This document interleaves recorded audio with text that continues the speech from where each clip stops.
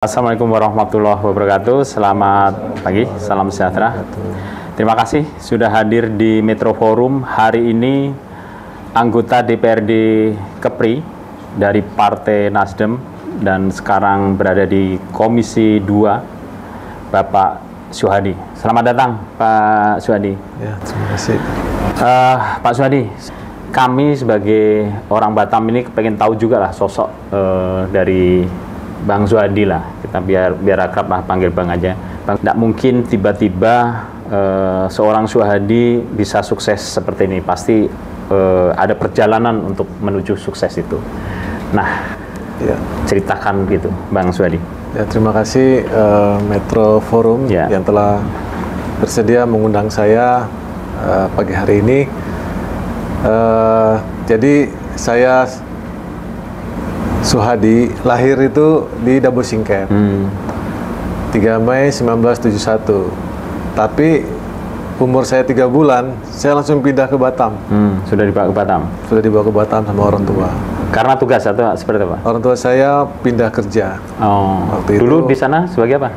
Di PT Timah. Oh, Timah ya. Oh, waktu itu Timah masih Betul, masih jaya-jayanya di Dabo. Nah, Batam tahun 1971 dibuka sebagai pelabuhan bebas, kemudian ada perusahaan-perusahaan asing masuk ke sini, mungkin di sini lebih tertarik lah. Ibarat orang kalau ada gula pasti banyak semut kan. Betul. Jadi tahun 71 kami sekeluarga pindah ke Batam. Nah, saya sekolahnya tuh di SD Yosdarso. Waktu itu masih di Kampung Sungai Jodoh. Oh, ya, Jodoh ya? Di Jodoh waktu itu. Di Jodoh, saya angkatan ketiga. Jadi sekolahnya itu ya sangat sederhana. Belum seperti sekarang. Belum. Ya. Itu seingat saya itu masih menggunakan gereja. Jadi gereja itu disekat menjadi 3 kelas. Jadi kelas 1, kelas 2, kelas 3 itu satu ruangan yang panjang itu disekat. Jadi pasti ramai kan gitu. Iya. Guru mengajar, anak-anak juga pada istilahnya bising gitu ya istilahnya. Nah, kemudian kami selanjutnya SMP di Yosdarso juga. Nah, waktu SMP itu kita sudah pindah yang di Nagoya. Oh, Nagoya itu ya? Ya, Nagoya. Nagoya Tamrin itu. Ya, Nagoya Tamrin sebelum pindah ke Batam Center. Nah, kemudian saya lulus, kemudian masuk di SMA 1 Negeri Batam. Sekupang ya? Sekupang itu angkatan pertama. Oh, SMA itu waktu itu angkatan pertama? Angkatan pertama. Oh, ya. Waktu itu sempat daftar di SMA 1 Tanjung Pinang. Sudah diterima, terus orang tua saya waktu itu bilang di Batam sepertinya ada SMA 1 negeri. Berarti negeri pertama nih ya? Ya, negeri di Batam ya? Di Batam. Jadi saya nggak jadi sekolah di Tanjung Pinang, saya ikut di Batam saja. Nah, kebetulan waktu itu sekolah SMA Negeri 1 Batam itu masih numpang di SMP 3 Sekupang. Jadi belum punya gedung, Pak. Belum punya gedung. Kami numpang setahun. Setelah gedung jadi, ajaran yang tahun kedua itu kami pindah tanpa ada kursi dan meja. Nah, terus bapak dari rumah sendiri-sendiri? Tidak, kami duduk di atas di atas koran. Oh, berarti di atas koran. Oh, tahun itu Posmetro belum ada, pasti bukan koran Posmetro itu ya? Iya. Korannya jangan-jangan koran Singapura lagi. Iya. Waktu itu. Iya, Real Post mungkin ya. Nah, jadi kami setelah 3 bulan atau 4 bulan belajar di lantai, kemudian datanglah kursi. Kemudian setelah tamat SMA 1 saya melanjutkan kuliah di Malang, jurusan teknik sipil. Oh, iya. Setelah itu udah tamat, waktu itu pingin kerja di Bogor, waktu itu diterima di Bogor, tapi orang tua bilang, kamu balik aja di Batam katanya. Terus saya pulang ke Batam. Nah, saya kerja di Batam itu, pertama itu di fabrikasi. Apa itu? PT Transalindo. Kemudian pindah ke PT Profab yang sekarang Enovi. Oh ya, Profab. Ya, itu saya sekitar 6 tahun lah. 6 tahun kerja di fabrikasi sebagai welding engineer malah. Karena Tapi saya senang di konstruksi steel sih sebenarnya. Kalau sipil itu kan ilmunya ada ilmu baja, ada ilmu beton gitu kan. Nah, konstruksinya juga saya lebih suka yang baja memang waktu itu. Nah, jadi disitulah saya mulai berkarir, bekerja di Batam sebagai karyawan dulu tuh. Kemudian setelah bekerja, saya waktu itu sering melakukan pengujian di Singapura. Pengujian, karena kalau kita tuh di welding engineer tuh pipa-pipa itu kan kita harus buat namanya prosedur kan. Jadi kalau sudah dibuat prosedur itu, sampelnya itu harus dikirim ke laboratorium untuk diuji kekuatannya. Oh, labnya waktu itu hanya ada di Singapura? Di Singapura. Belum ada di kita? Belum ada di Batam. Jadi saya bolak-balik ke Singapura dan saya berpikir kalau kerja di lab kayaknya lebih asik gitu loh. Karena kalau di lapangan itu kan terik matahari, panas, mesin las segala macam gitu. Nah, akhirnya kemudian saya pelajari ilmu di laboratorium. Ya singkat cerita, saya buka sendiri di Batam. Namanya PT Hi-Test, udah hampir 20 tahun. Nah itu itu lab pertama di Batam? Bukan? Itu lab kedua. Lab kedua. Ya. Yang pertama? Yang pertama itu ada juga PT Singapura. Ya, dia buka di sini juga. Kemudian saya buka juga. Nah itu di situ awalnya saya mulai belajar wirausaha. Gitu. Dan akhirnya 20 tahun alhamdulillah sudah berkembang. Dan sekarang ya masih berjalan. Bang Suhadi juga kalau nggak salah bikin gedung untuk olahraga ya? Oh iya. Hi-Test Arena ya? Iya benar. Nah, seperti apa itu ceritanya? Nah, ceritanya tuh gini, karena saya tuh kuliah tuh juga suka main basket kan. Oh iya, karena tinggi. Berapa tinggi abang? Saya 182. Oh 182 ya? Kalah saya. 182, saya olahraga main basket.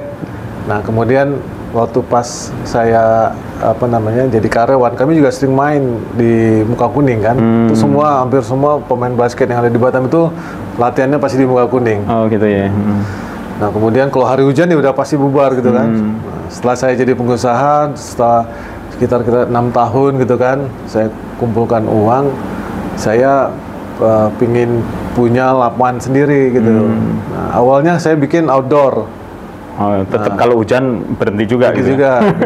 Nah, kemudian setelah itu saya pelan-pelan saya bangun namanya GOR Hi-Test Arena. Yang ada di Eden Park.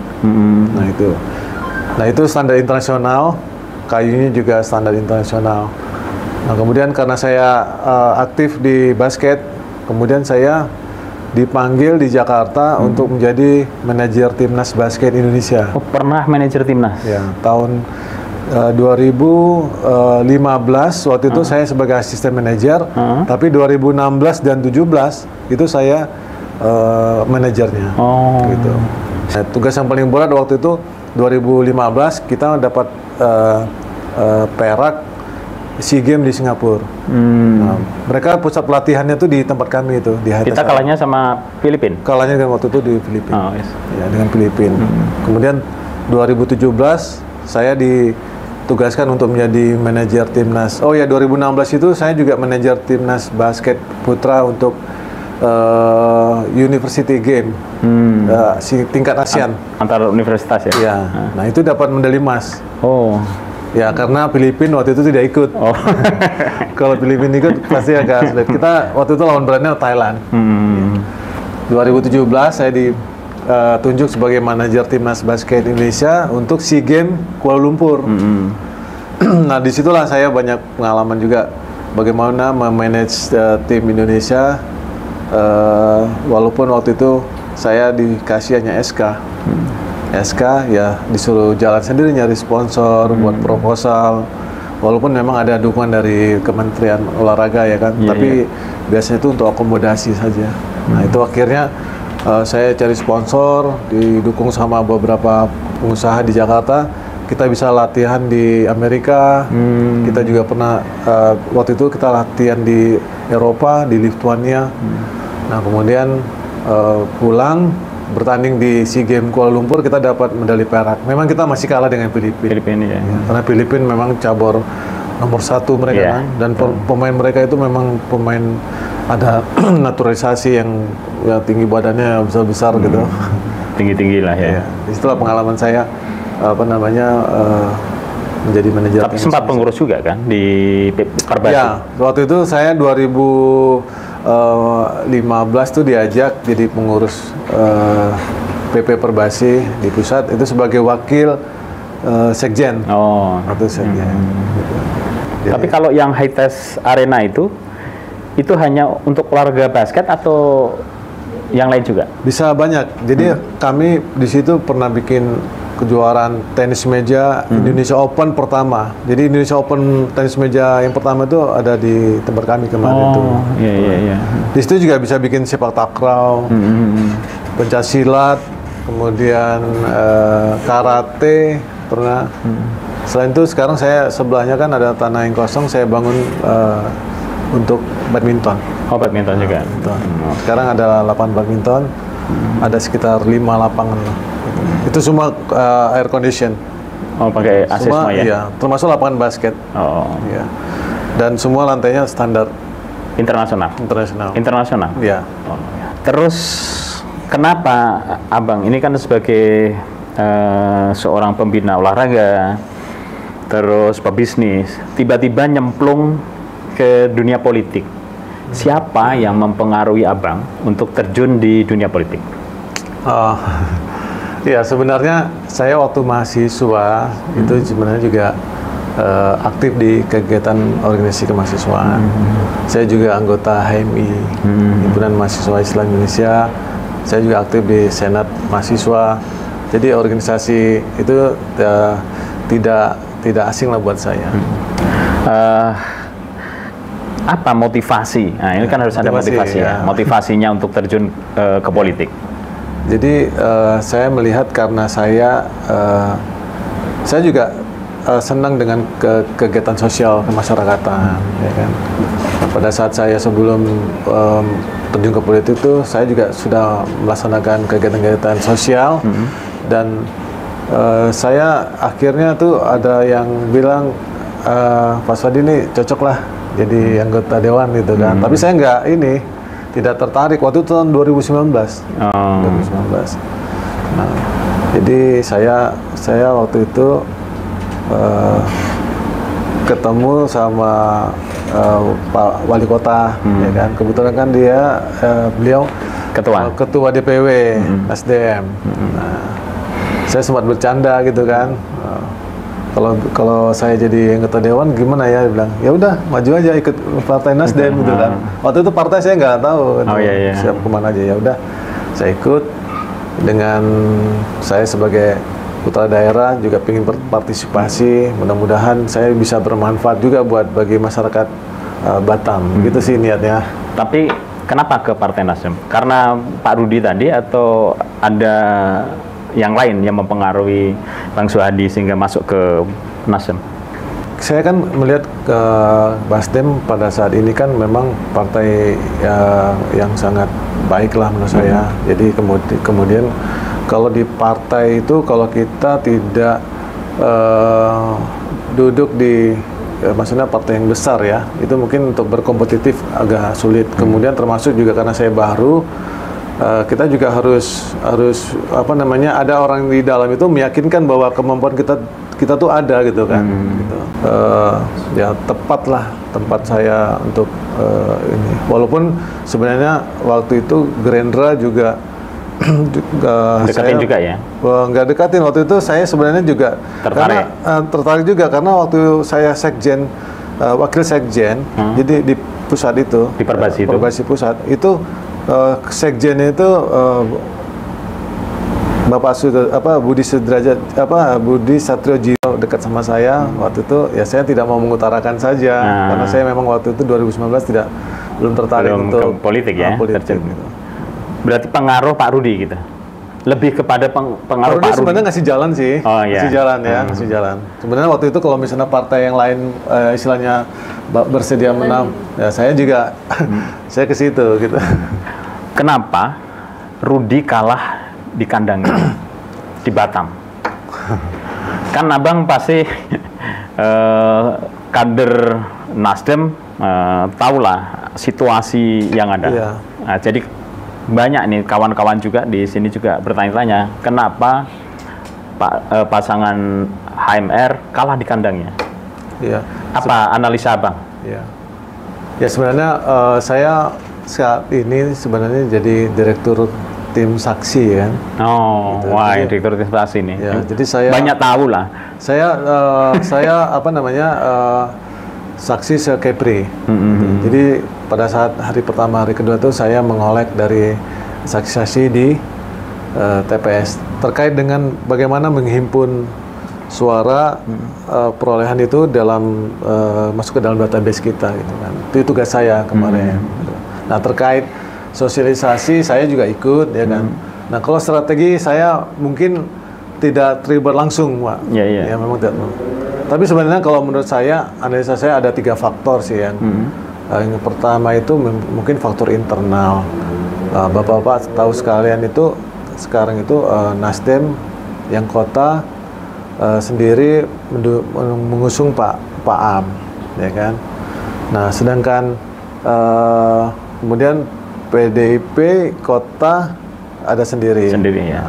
Di gubernur PDIP dukung Nasdem. Nasdem ada di sana. Nah, jadi internal kita mungkin pemilih-pemilih itu pecah mungkin menurut saya itu satu. Jadi tidak kuat kita secara fundamental karena pasti kader-kader tuh kan agak sedikit memang confused. nggak tegak lurus. Ya. Karena gini, oke, kota Bang Am sebagai ketua ya, ketua atau sekretaris ya? Ketua DPD Nasdem Batam ya. Pak Rudi kan di provinsi dan ketua DPB ya. Nah, ini kan bisa tegak lurus mestinya, meskipun pengusungnya atau pendukungnya beda. Tetapi kan Nasdem satu mencalonkan Amsakar, satu lagi mencalonkan HMR. Gitu. Tidak bisa linear seperti itu. Kalau dari instruksi dari pusat harusnya begitu kan. Tetapi kan tentu saja ada historis lah. Ya. Menurut saya sih ada historis. Ini historis ke personal ya? Historis personal atau seperti apa? Saya nggak ngeliat gitu mungkin. Ya saya melihat pasti itu tidak apa namanya sudah masyarakat umum sudah tahu ya. Oh gitu. Kami malah belum tahu Bang. Ya. Ya. Jadi itu salah satu faktor apa namanya ada struktur kita tuh agak terurai gitu kan karena juga yang menurut saya kekalahan kita juga banyak selain di Batam itu ya kemarin kan faktor alam juga karena hujan. Analisa kan baru satu tadi. Nah, ini mau analisa selanjutnya atau mau bicarakan soal internal kita? Oke, internal. Ya. Kalau eksternal itu kan pasti tentu saja kita bicara dengan analisanya kan kekuatan lawan kan. Ya. Nah, mereka tentu saja ternyata lebih kuat kan gitu. Kan itu kan bisa dianalisa dari awal, misalnya kekuatan. Kita sudah tahu, misalnya kan di dalam nih ya ahli-ahli strategi ini bahwa kekuatan kita ada di sini, ya kan? Kita pemilik Batam ini, misalnya suara kita pasti. Memang waktu itu tidak ada apa pemetaan seperti apa. Kedua, kan pasti pakai jasa konsultan juga kan? Jasa konsultan untuk paling tidak survei macam-macam. Seperti apa waktu itu? Ya sebenarnya sudah dilakukan survei dan Bapak Muhammad Rudi itu unggul ya. Jadi memang sudah dilakukan survei hampir tiap 3 bulan sekali. Beliau unggul. Tapi kan itulah survei dengan apa yang ada di lapangan. Realnya. Nah, itu beda gitu. Padahal mestinya kalau nengok hasil survei selama ini kan mestinya linear juga kan saat survei dan saat itu tidak beda jauh lah mestinya sih. Ya. Tapi ini kan ya jadi pertarungan pilkada itu memang terkait bagaimana dulu saya beranggap bahwa teori membangun persepsi ya kan, membangun persepsi bahwa kita akan lebih unggul. Persepsi itu dibangun dengan Ya, maksudnya dengan prestasi, kemudian pengalaman, kemudian karakter yang kita bisa tonjolkan, yang kita tampilkan bahwa inilah calon pemimpin kita yang baik gitu kan, menurut versi kita. Ya, tidak kita lakukan, tapi ternyata memang sekarang itu lebih banyak bagaimana kita menggerakkan pemilih ke TPS untuk memilih kita. Itu lebih kuat ketimbang kita menyadari masyarakat untuk datang ke TPS dan memilih pemimpinnya yang terbaik. Paham kan? Iya. Nah, jadi yang kita tidak bisa lakukan, yang mungkin menurut saya, analisa saya, bagaimana kita menggerakkan para masyarakat pendukung pemilih itu sebanyak-banyaknya untuk datang berbondong-bondong ke TPS dan memilih kita. kita tidak sangat lemah kalau hanya sekedar membangun persepsi, ya kan, memberikan kesadaran masyarakat untuk sendiri datang ke TPS dan memilih kita gitu kan. Tapi enggak, waktu itu kan pastinya sudah tahu kita bahwa kemungkinan untuk banyak orang yang tidak datang ke TPS itu besar. Pertama, ya mungkin kejenuhan juga kan. Kejenuhan karena barusan Pilpres, harus ke TPS lagi nih. Kedua kan soal hujan tuh kalau nggak salah, pas saat pencoblosan di Batam itu kan mempengaruhi juga. Tetapi kalau yang ini, menurut saya kalau pemimpinnya memang sesuai hati nuraninya gitu kan, hujan pun, badai pun dia akan terjang untuk nyoblos gitu kan, untuk memilih gitu kan. Iya, menurut saya memang benar. Kalau memang itu tadi Pak, persepsi. Kalau dibangun persepsi sehingga masyarakat Batam itu sudah meneguhkan hatinya untuk bertekad bahwa calon pemimpin inilah yang harus dipilih, tentu saja dia akan datang dengan kesadaran itu. Tapi ya, ada yang faktor lain juga harus kita dorong untuk bergerak mereka agar mau datang. Jadi memang seperti kayak ya kita ngumpulkan massa supaya mereka juga datang ke TPS, mengingatkan itu. Nah itu mungkin yang mungkin di situ juga kurang. Tapi survei menang waktu itu.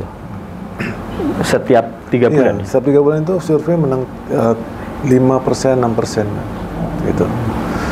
Nah, kalau kita lihat di Batam juga tingkat partisipasinya juga rendah. Hanya 49 ya kalau nggak salah ya, 49%. Iya. 49%.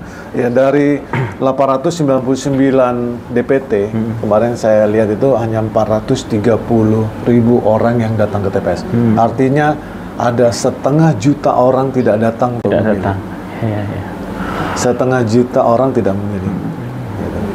Dan itu perlu kajian lah untuk kita pelajari kenapa tingkat partisipasi masyarakat kurang pada saat itu. Sebenarnya hujan juga tidak suatu hal faktor ya kan? Gitu. Karena setahu saya juga TPS itu juga pasti ada di sekitar lingkungan. Ya dekat lah, pasti di lingkungannya. Tadi baru satu soal internal. Eksternal. Yang kemudian ya menurut saya yang ketiga itu faktor alam juga itu. Karena gini, faktor alam kemudian hujan itu juga saya lihat hujannya luar biasa Pak itu, lebatnya gitu kan. Dan sepanjang hari. Nah sepanjang hari dan waktu untuk memilih itu kan dari jam 7 sampai jam 1. Nah kalau orang tuh rata-rata mau datang tuh mungkin ya jam 10 gitu kan, masih berleha-leha gitu kan, baru datang ke TPS. Kebetulan waktu itu kan jam 10 kan langsung hujan. Hujannya lebatnya di situ gitu kan. Nah terus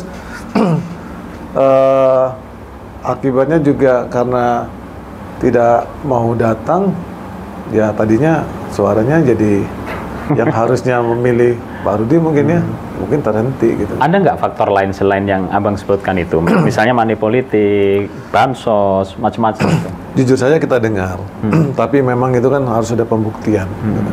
Dan direktur saksi ya tadi bilang? Iya saksi, tapi itu tidak menemukan itu? Kami karena mengurus sibuknya ada 3.300 orang mengurus itu. Jadi ada timnya ya.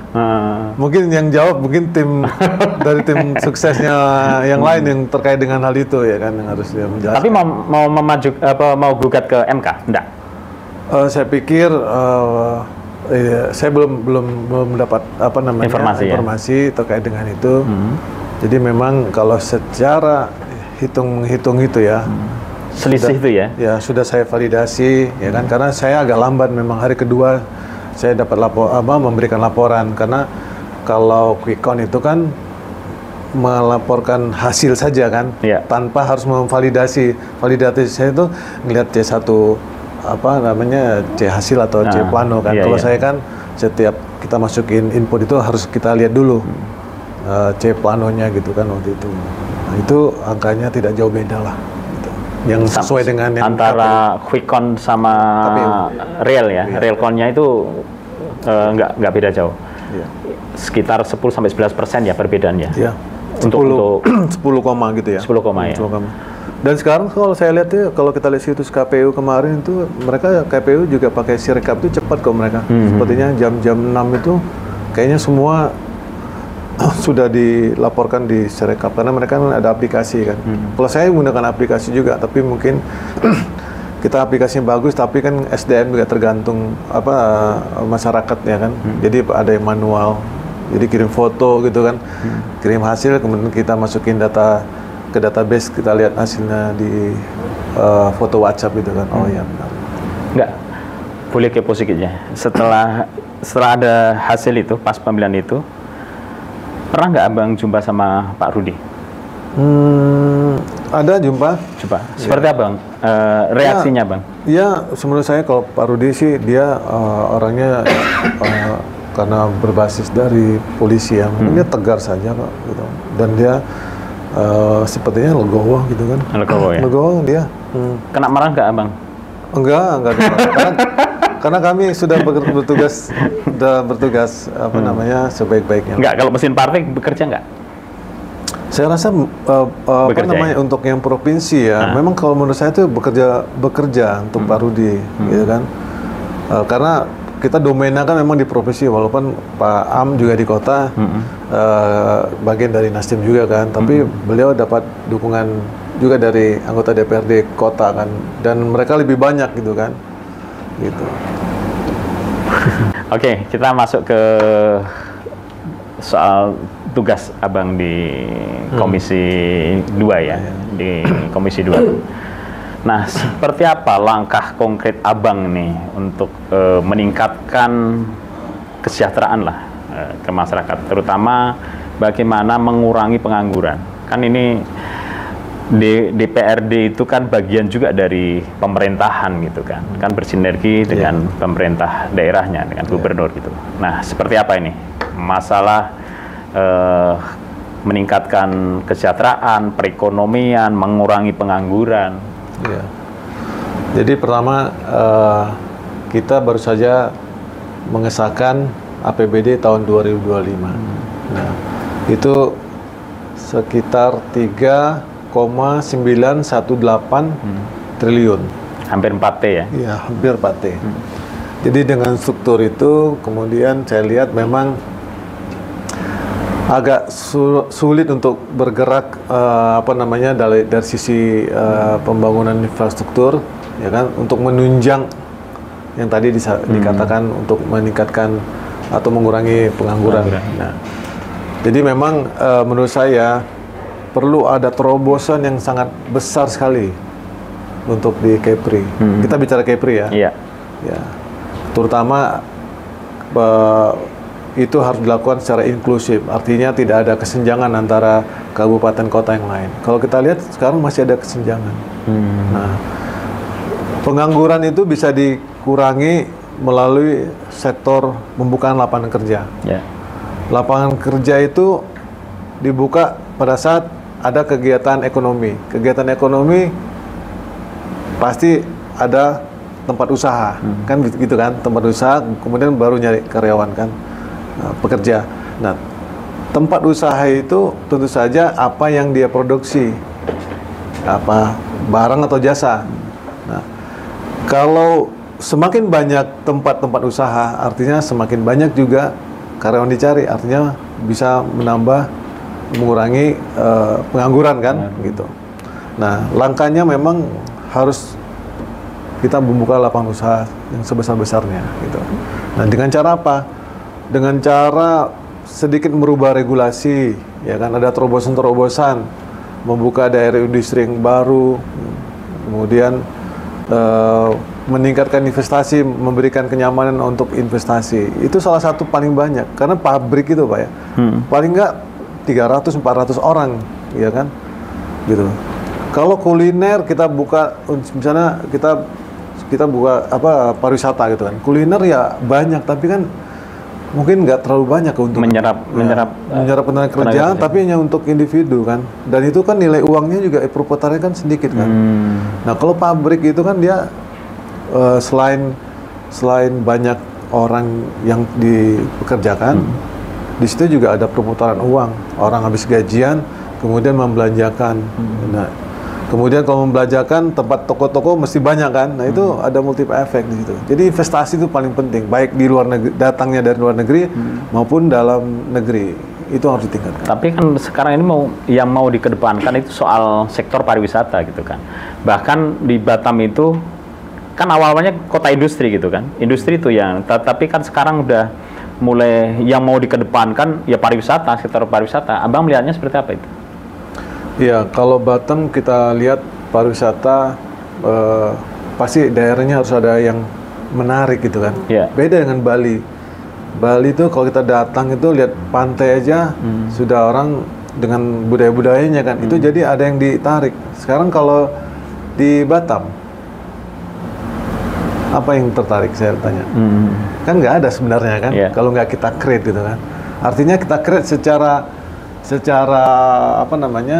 bukan secara alam yang karena namanya pariwisata itu di-create alam gitu kan, kayak Labuan Bajo, Raja Ampat, itu kan itulah yang bisa kita create. Nah, jadi Batam itu sebenarnya lebih banyak ke pariwisata yang sifatnya mungkin ya justru kayak kalau ke depan rumah sakit internasional gitu kan, bertarif internasional, jadi orang nggak ke Singapura. Kemudian selain pusat bisnis kalau orang banyak datang ke sini artinya menggunakan hotel banyak, mungkin itu. Tapi kalau tradisi apa yang kita tampilkan, kita nggak ada tempat pertunjukan untuk tradisi Melayu kan, kayak taman mini kan nggak ada gitu. Nah, itu menurut saya sih perlu ada terobosan-terobosan lah seperti gitu. Tapi kalau Abang melihat pemimpin daerah kita ini nanti, kan Abang bermitra nanti kan, seperti apa? Apakah kan hampir 4T ini aja menurut Abang belum cukup lah untuk bagaimana kita mau memajukan Kepri gitu kan. Nah, kalau menurut Abang bisa nggak nanti pemimpin kita ini mendapatkan lebih dari 4T pendapatan ini? Mana yang masih berpotensi yang bisa diolah gitu? Ya, jadi memang kita untuk PAD itu masih berapa mayoritas berdasarkan dari pendapatan dari pajak kendaraan bermotor itu kan. Nah, itu. Jadi perlu ada kreativitas seperti BUMD, ya kan, supaya PAD kita meningkat.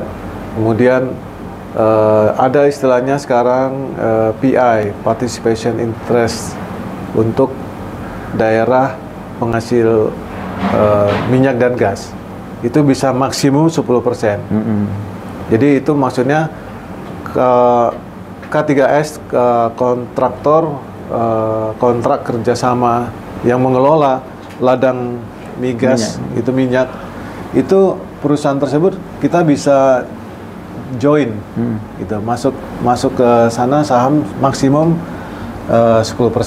Artinya kalau itu bisa kita lakukan, tentu saja kalau nanti hasil penjualan gas dan minyak itu mendapatkan keuntungan, tentunya nanti ada pembagian dividen, itu bisa dapat 10% maksimum kalau kita mampu investasi 10% juga. Karena untuk PI itu kita juga harus menanamkan modal sebesar berapa jumlah investasi seluruhnya gitu. Kalau misalnya 100 juta dolar US, kita harus punya 10 juta dolar US untuk masuk ke sana gitu kan. Iya. Dan itu perlu terobosan keberanian juga untuk pemimpin kita gitu ke depan. Karena kalau hanya mengandalkan kendaraan, saya pikir kita pertumbuhannya berdasarkan berapa jumlah kendaraan kan begitu kan. Nah, kalau jumlah kendaraan itu dipercepat, nanti jalan-jalan juga macet. Iya. Kalau kendaraan banyak juga jalan pasti cepat rusak kan. Ya, infrastruktur kan. Ya. Nah, apalagi sekarang itu ada peraturan undang-undang baru namanya option, itu jadi pajak ada yang pajak yang dihitung dari pajak dasar sebesar 66% dari pajak. Contoh gini, kendaraan dijual 500 juta, itu pajaknya tuh nanti yang berlaku per 5 Januari nanti itu dikali 1,05%. Kemudian dapatlah 50 juta. Nah, 50 juta itu ditambah dengan 66% dari 50 juta, sekitar 30 juta. Nah, 30 juta itu di-store ke kabupaten kota. Gitu. Yang 50 juta tetap untuk Kepri. Tapi yang 30 juta itu dari 66% dari 50 juta itu dikembalikan ke itu langsung ditransfer ke kota kabupaten ya. Kota. Nah, tahun depan ini 2025 Batam itu kalau dihitung bisa mendapatkan hampir lebih dari 400 miliar. Jangan-jangan APBD-nya Batam lebih tinggi dari Kepri? Iya, sekarang udah tinggi kan, udah 4, kan. Cuman ada amanat juga di situ. Jadi yang 400 miliar itu minimal 10% harus dialokasikan untuk perbaikan jalan. Oh, ya. Kan kalau nggak salah jalan di Batam ini sudah limpahan ya dari provinsi ke kota kan? Ya, yang dari Kepri ke kota. Nah, terakhir Bang, nanti kalau teman-teman ada yang mau nanya silakan lah. Apa pandangan Abang soal pelestarian budaya di Batam, terutama bulan-bulan dari daerah lain? Karena saya tahu Abang ini juga kalau nggak salah ketua Paguyuban ya, Borneo ya. Keluarga besar Borneo. Keluarga besar Borneo. Seperti apa? Ya, jadi saya memang diamanatkan untuk khususnya saya karena saya orang Kalimantan, saya harus menjaga keberlangsungan kebudayaan yang ada di Kepri ini, khususnya yang masyarakat Kalimantan. Ya, jadi kami untuk menjaga itu, makanya saya ditunjuk sebagai ketua. Nah, kalau saya lihat memang kita ada lembaga LAM juga kan, sebenarnya sudah berjalan baik.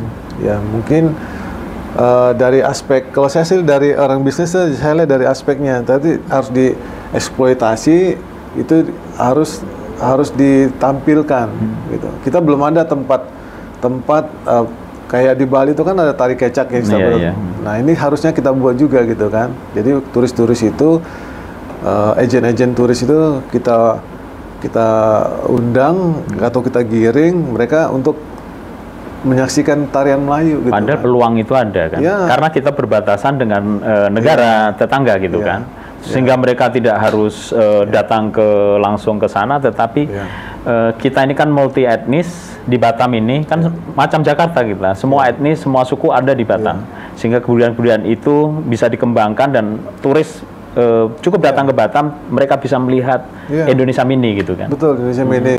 Dan kalau dari kehidupan sehari-hari kita budaya Melayu kan udah pasti selalu dilestarikan kan, itu kan cara kita lihat kalau perkawinan, tradisi segala macam itu kan sudah berjalan enggak. Nah itu, jadi itu sih menurut saya yang perlu mendapatkan, karena dengan biaya dengan kegiatan seperti tampilan budaya-budaya Melayu, tarian-tarian itu kan ada income ya kan. Nah itu bisa untuk mensupport juga kebudayaan itu sendiri gitu. Selain juga meningkatkan perekonomian di Kepri kan? Iya, PAD-nya ada. Ya menurut saya memang PAD kita masih mengandalkan Kepri khususnya, masih mengandalkan pajak kendaraan bermotor saya lihat. Dan itu sudah mestinya harus ada terobosan. Ya. Kita ini 96 atau 98%-nya kan laut. Ya. Kenapa potensi itu tidak? Iya. Makanya itu saya pernah waktu kita ada pelatihan di Jakarta waktu orientasi anggota DPRD provinsi, saya bilang Kepri itu walaupun dibilang kepulauan ya gitu kan, provinsi kepulauan, termasuk ada provinsi kepulauan yang lain gitu kan. Kalau regulasinya bahwa wilayah kita itu hanya perairan itu yang untuk kita bisa kelola 0 sampai 12 mil itu hanya 10 km. Artinya cocoknya sebenarnya kita dibilang provinsi pulau-pulau, ya kan? Karena kita punya teritori kan, maksudnya secara itu kan kita hanya pulau-pulau saja. Hanya punya kekuasaannya 12. Ya, pulau-pulau aja kan, jadi pulaunya kan banyak. Kalau kita dikasih teritorinya seluruh termasuk airnya, itu baru namanya kepulauan kan, gitu. Ya. Jadi memang itu juga salah satu yang bisa kita eksploitasi kekayaan-kekayaan alam kita yang ada di laut juga. Walaupun kita hanya punya wewenang 0 sampai 12 yang tanda kutip juga masih belum bisa bergerak banyak gitu kan. Ya, karena masih ada kepentingan pusat untuk walaupun kita udah dapat undang-undangnya tapi nomenklatur untuk mengelolanya seperti Labu Jangkar tidak ada gitu kan. Betul. Jadi nomenklatur itu bersifat close list. Jadi kalau selagi tidak ada di list, provinsi tidak boleh memungut. Ya, itu yang perlu dirubah undang-undangnya dulu. Nah, itu dilepas tapi diikat nih ya. Iya, lepas tapi diikat, ada enggak leluasa. Iya. Itu banyak kekayaan yang ada di 0 sampai 12 mil itu kan sekitar 10 km ke laut kan. Nah, kalau saya sih berharap kita bisa dikasih pengelolaan itu secara keseluruhan. Itulah disebut dengan provinsi kepulauan. Kalau kita dikasih hanya pulau-pulau, berarti kan provinsi pulau-pulau. Oke, terima kasih. Mudah-mudahan Bang Suhadi bisa mewarnai di DPRD Provinsi Kepri.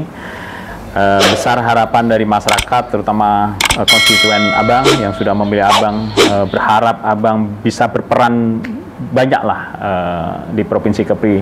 Tujuannya bagaimana mensejahterakan masyarakat Kepri. Terima kasih. Aplaus buat Bang Suhadi. Oke, terima kasih. Sampai jumpa di Metro Forum berikutnya.